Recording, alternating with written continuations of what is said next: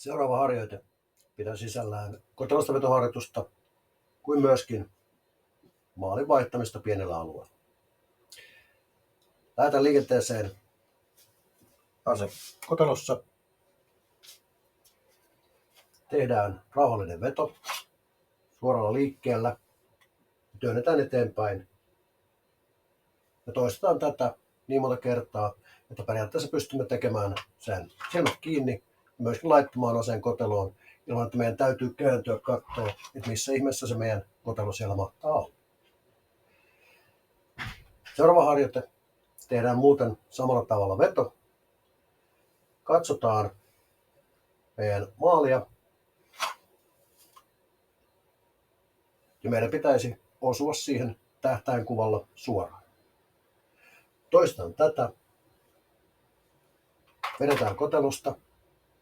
Katsotaan seuraavaa maalia.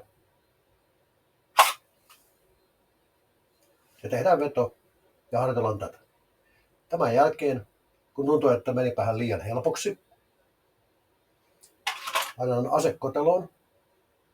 Katsotaan maalia. Suljetaan silmät. Avataan silmät ja katsotaan, kuinka lähelle meni.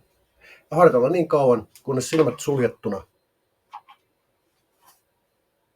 osutaan niihin pieniin postit-lappeihin.